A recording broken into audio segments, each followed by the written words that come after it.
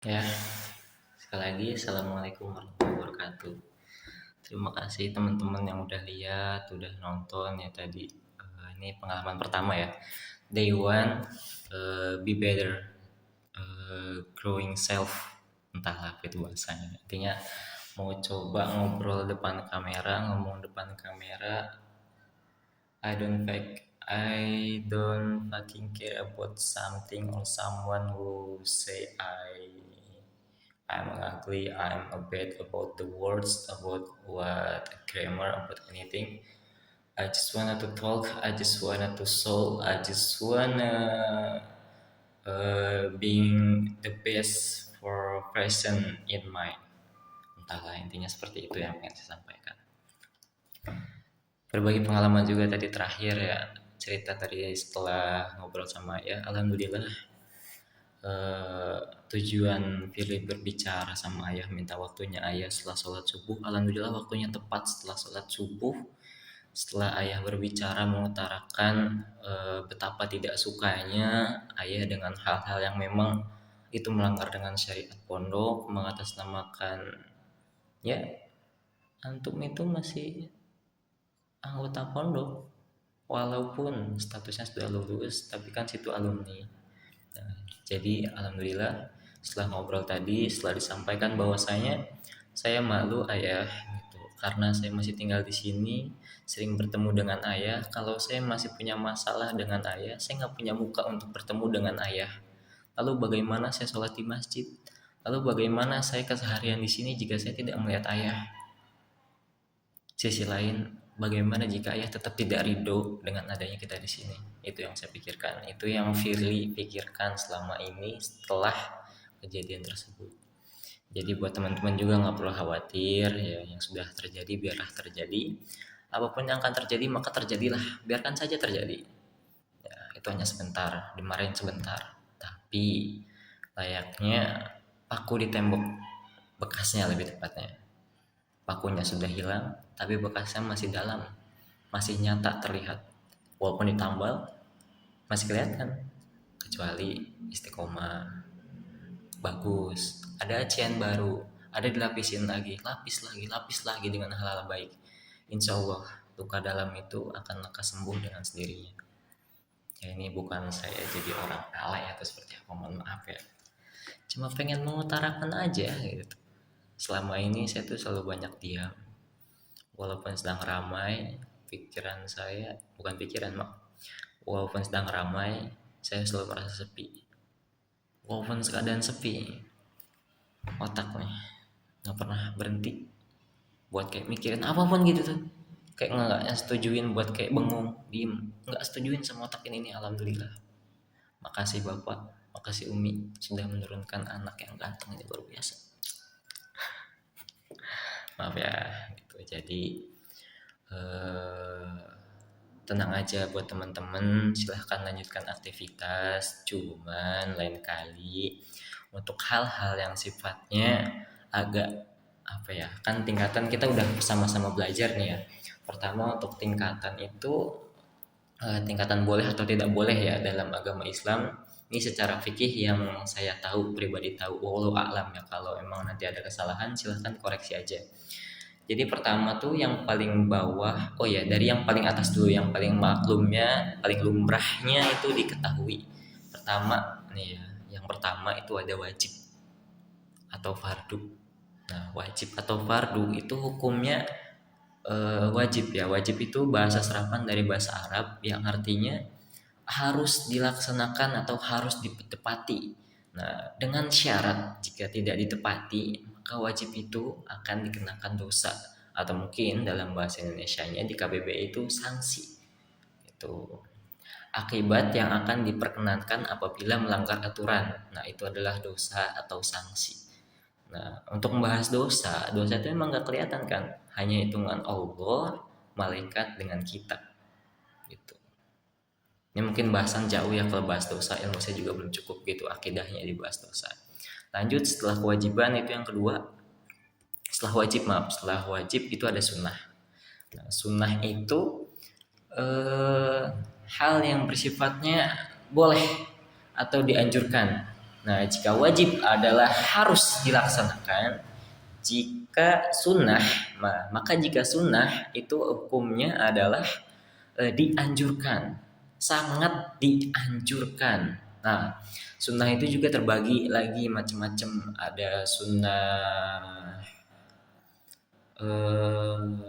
apa intinya terbagi-bagi ya, saya lupa penyebutan dalam bahasa Arab. Jadi ada sunnah yang sangat dianjurkan, ada yang sunnah hanya sekedar dianjurkan, ada sunnah yang juga tingkatannya hampir ke bawahnya sunnah. Jadi dianjurkan yang tidak terlalu lah gitu. Cuman kalau dilakukan kita mendapatkan eh, perilaku baik. Jika dilakukan kita mendapatkan vibes yang positif gitu, hawa yang positif, pandangan positif dari orang lain, kita derajat kita bertambah. Nah itu mungkin sunnah yang tingkat paling bawah. Ada lagi di bawah sunnah, yaitu ada mubah gitu. Nah ini yang ketiga ya, pertama wajib, kedua sunnah, nah yang ketiga itu ada mubah. Nah untuk mubah dalam cara arti sendiri, mubah adalah dibolehkan gitu. Jadi ada pertama harus, kedua dianjurkan, yang ketiga dibolehkan. Nah hukumnya mubah ini secara syariat atau secara fikih masih di kedudukannya di bawah sunnah, dia dibolehkan. Kalau melakukan boleh saja ya, boleh. Tapi mubah itu kalau bisa ditinggalkan ataupun tidak dilakukan. Karena apa? Karena tidak disunahkan. Karena di antara sunnah dan makruh atau bahkan haram gitu. Jadi dia ada di perbatasan antara sunnah dan mubah gitu.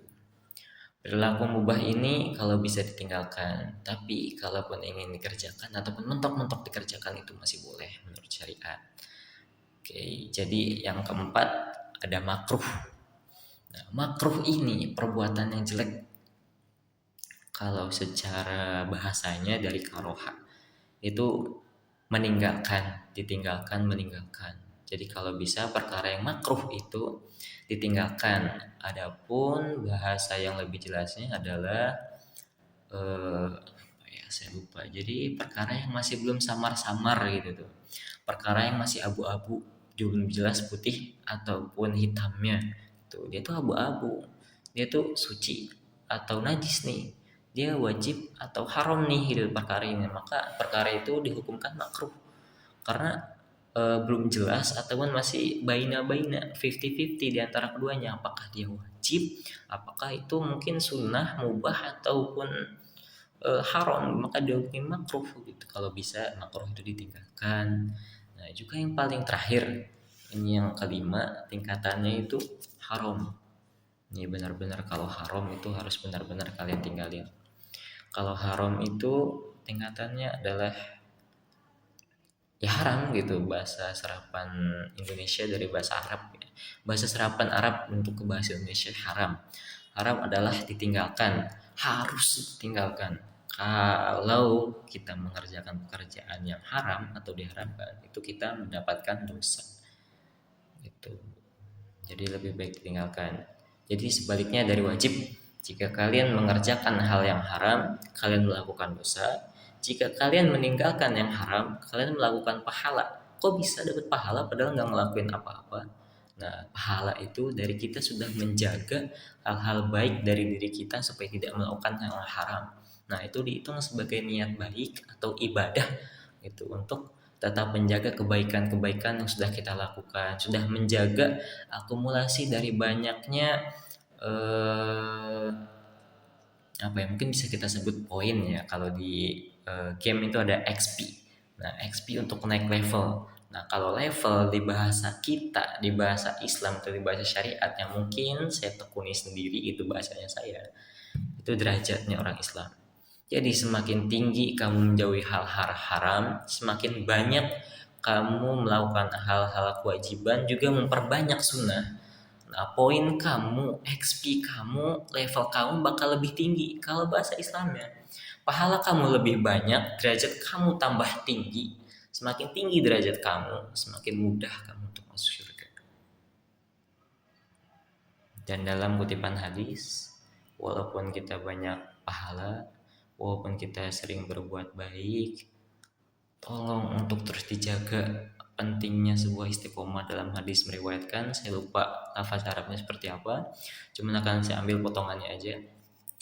Barang siapa dia melakukan hal kebaikan gitu, dari kecil sampai dia dewasa, terus menerus berulang-ulang setiap harinya sampai tidak ada jarak antara dia dan surga.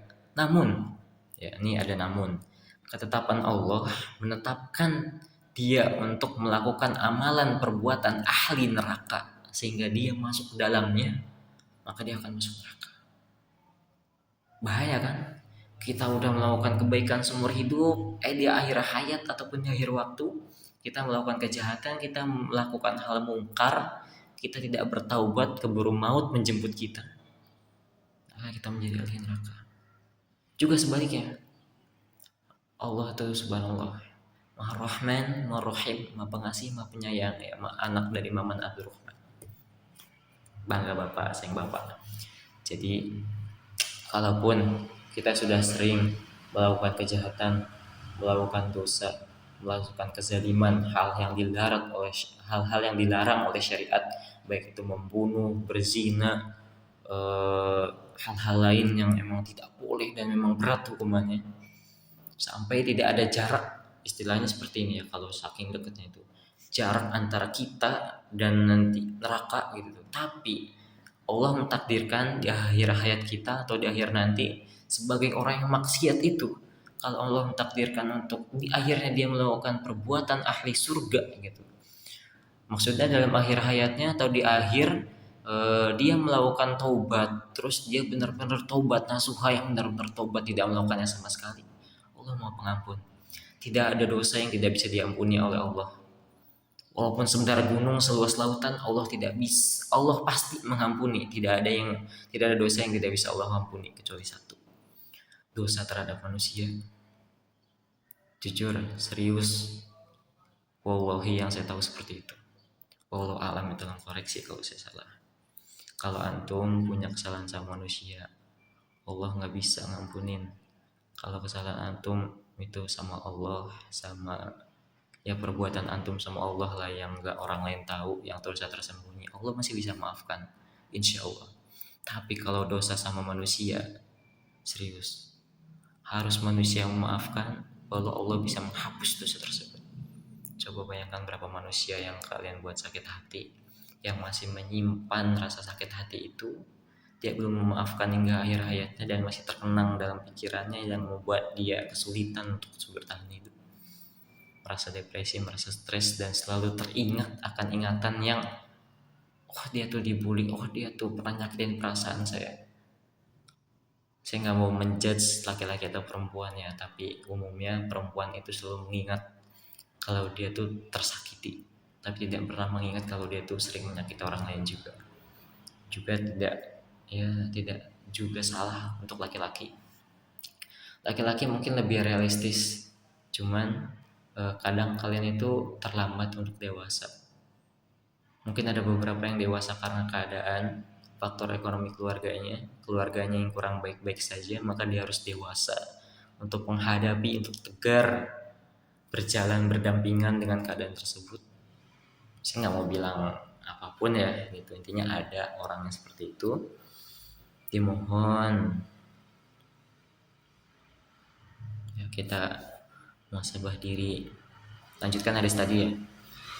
Jadi walaupun kita tukang maksiat, kalau kita benar-benar taubat nasuha, taubat yang benar-benar kita tidak melakukannya lagi sama sekali sampai akhir hayat, dan kita melakukan istiqomah kebaikan, insya Allah Allah maafkan dan kita akan masuk surga ya.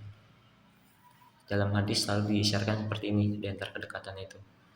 Contoh dekatnya kita dengan Rasulullah, dekatnya kita dengan surga nanti, didekatkan hal seperti ini. Contoh apa yang lebih dekat dari dua jari yang bersatu seperti ini? Mungkin celah sedikit di sini. Ya, semua tidak ada kesempurnaan. Ya, Nabi Muhammad pun, Rasul yang paling sempurna pun Allah ciptakan, Allah rancang, Allah rencanakan. Dengan beliau bisa berbuat salah. Namun, ya dengan Rasul bisa berbuat salah, namun Rasul itu atau Nabi Muhammad, Nabi teladan kita, langsung ditegur, langsung diajarkan oleh Allah langsung, yaitu skema atau rencananya Allah untuk memperkenalkan diri kita bahwa sahnya untuk pembelajaran. Nabi sekalipun bisa berbuat salah, namun setelah salah itu tuh langsung dikoreksi. Setelah salah itu perbaiki diri, muhasabah diri. Tolong diingat-ingat apa yang salah nih, apa yang bisa diperbaiki, apa yang bisa membuat diriku jadi lebih baik sesudah aku melakukan kesalahan tersebut. Tuh. Tidak bodoh, orang salah itu tidak bodoh. Orang pintar adalah orang yang membuat kesalahan lalu dia bisa memperbaiki kesalahan tersebut. Itu orang pintar. Bukan hanya orang yang hanya pintar dalam akademis, dalam nilai, dalam atletis mungkin. Ya, orang yang bodoh gitu, sedangkan orang yang bodoh adalah seperti keledai. Dia udah pernah jatuh di lubang itu. Depan dia di sini nih ada lubang. Lubangnya gede. Dia jatuh di situ pertama. Bisa naik. Naik juga nggak bisa sendiri. Naiknya dibantuin sama orang, digeret, dia nyawa pun nggak mau. Udah saya bener jalan di sini, padahal kan dia salah sebenarnya. Terus nggak lama dia jatuh lagi ke lubang yang sama.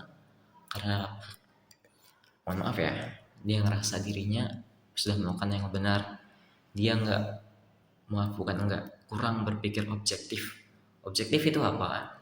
Berpikir dari bukan hanya mata dia aja nih. Coba dari pandangan orang lain seperti apa, dari pandangan orang di kiri, di kanan itu seperti apa gitu. Baik buruknya, benar atau salahnya itu objektif. Bukan kamu yang menentukan. Yang kamu lihat itu hanya fakta, tapi belum tentu benar. Begitu ya. Yang orang lain katakan, yang orang lain pikirkan itu hanya informasi. Dan kamu boleh menerima itu. Karena apa? Karena apa yang kamu lakukan, apa yang kamu pikirkan, itu tanggung jawabmu. Dan apa yang orang lain pikirkan, entah itu temanmu, keluargamu, siapapun yang melihat kamu gitu, apa yang mereka lakukan, apa yang mereka pikirkan, apa yang mereka katakan tentangmu, itu bukan tanggung jawabmu. Kamu tidak perlu merasa malu atas apa yang kamu lakukan. Kamu tidak perlu merasa bersalah atas kamu yang lakukan. Kamu tidak perlu merasa gak enakan sama orang lain atas apa yang kamu lakukan. Kamu tanggung jawab apa yang kamu lakukan adalah ada pada dirimu. Jika kamu memang merasa salah, kamu merasa malu, perbaiki itu. Kamu tidak perlu merasa gak enakan sama orang lain. Kalau mereka merasa tersindir, oh itu bukan salahku, itu salahmu karena merasa tersindir. Aku hanya menyampaikan apa yang ingin aku katakan. Kalau memang ada faktanya, oh berarti benar dong. Antum berarti harus introspeksi diri gitu. Saya tidak bermaksud untuk menyindir siapapun. Kalau memang antum merasa tersindir, berarti itu salah antum. Antum sudah melakukan itu. Kalaupun tidak, ya alhamdulillah. Saya menyampaikan informasi. Alhamdulillahnya kalau ada yang sadar, saya dapat pahala. Sudah mengingatkan. Adapun caranya kurang bagus, mari kita sama-sama memperbaiki diri. Saya Firly Dinanta, pengabdian alumni yang lulus di Ponpes Al-Aqsa Tahfidzul Quran, yang berlokasi di Jalan Tasikardi, Jalan Tasikardi, Banten Lama, Kampung Pegadingan, Desa Pegadingan, RT 01, RT 02, RW 001, Kecamatan Keramat Watu, Kabupaten Serang di Provinsi Banten. Ya, saya mengucapkan mohon maaf atas tutur kata yang kurang berkenan. Mungkin ini adalah awal dari apa yang ingin saya cita-citakan, yang ingin saya idamkan. Semata-mata hanya untuk memperbaiki diri, semata-mata hanya untuk menumbuhkan rasa kepercayaan diri. Insya Allah selanjutnya akan selalu saya tampilkan sesi berikutnya. Ya, saya tidak mengharapkan pujian. Saya tidak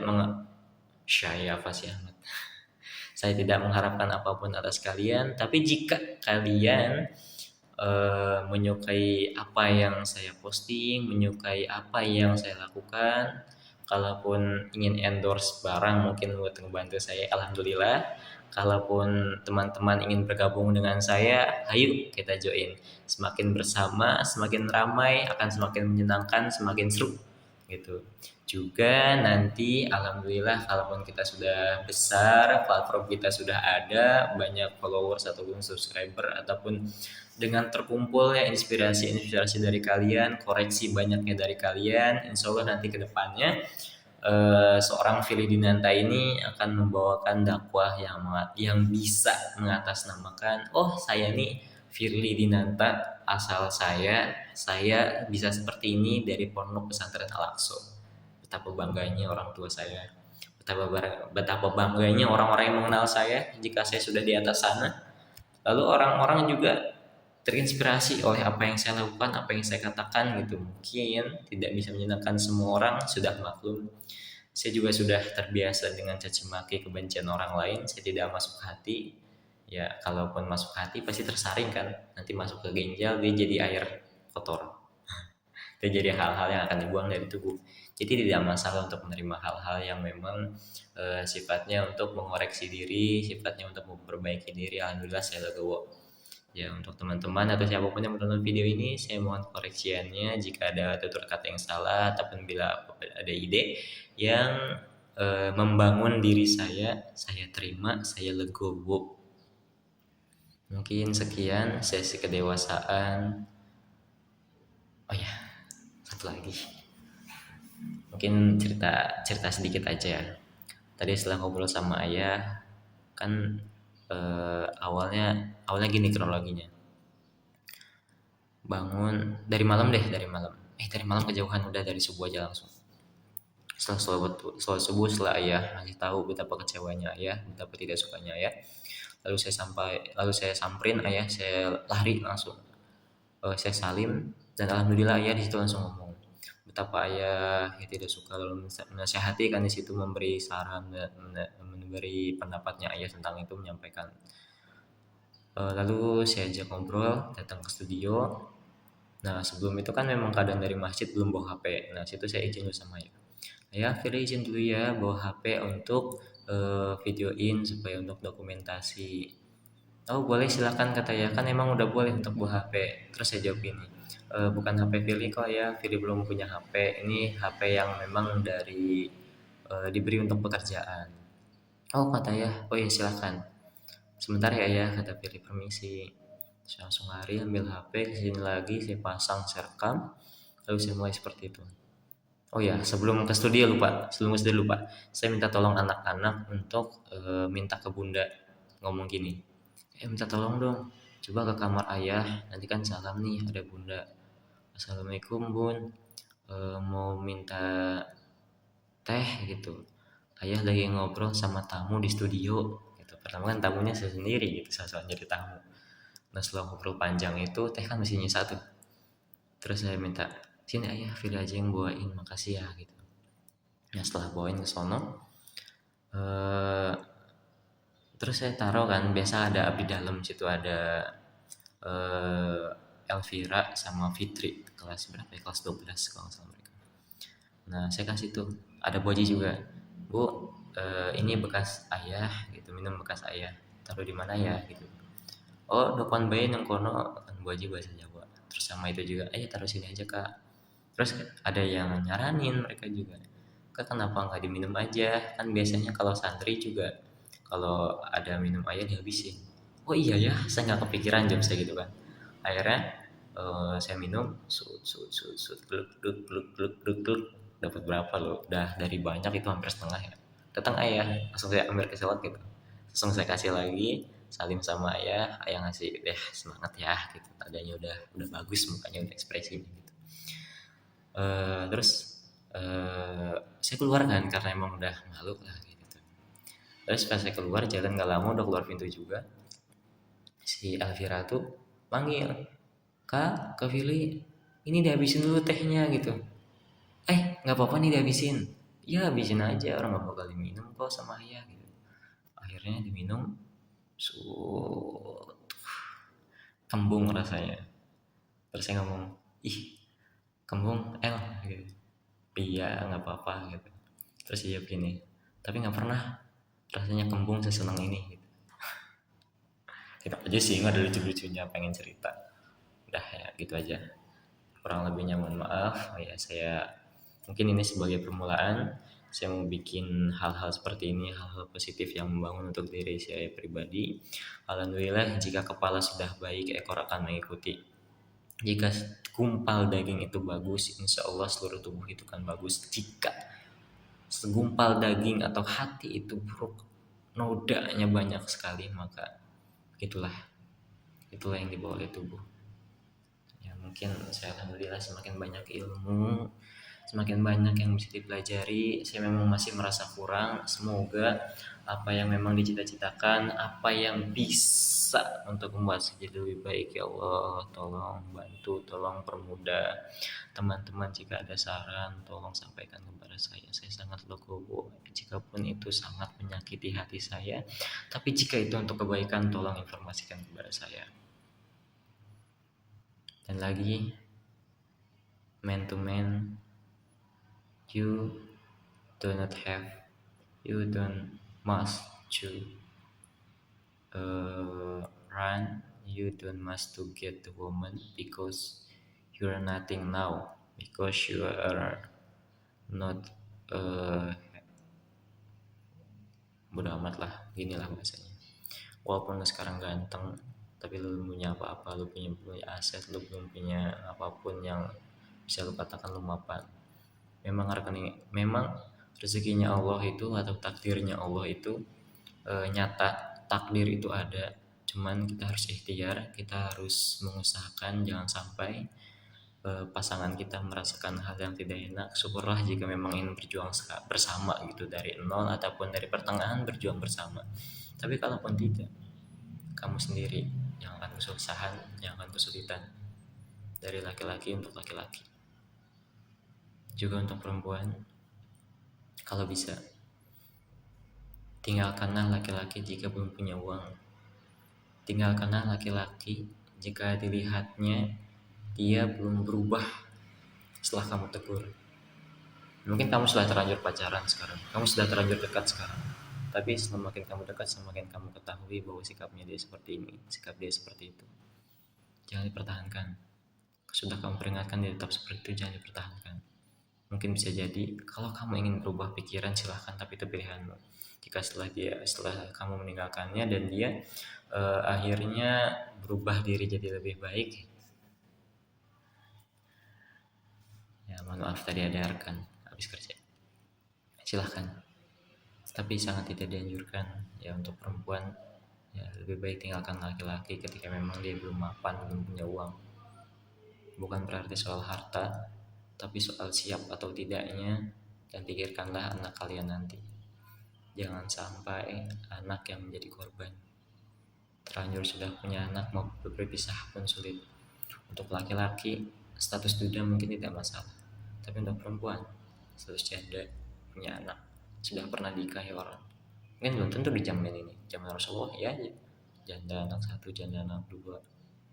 Mereka menilai ibadah, mereka menilai hal kesunahan, tapi di negara ini belum tentu. Jadi mohon ya buat teman-teman, saya sekali lagi ini pengen dari tadi pengen saya tutup, cuman ada aja ya. Alhamdulillah, biasanya hal-hal seperti ini ataupun skillnya salah satu ingin menjadi guru itu yang harus dimiliki oleh seorang guru adalah bisa untuk selalu menyampaikan informasi apapun itu dan terus ngoceh aja, terus ngoceh.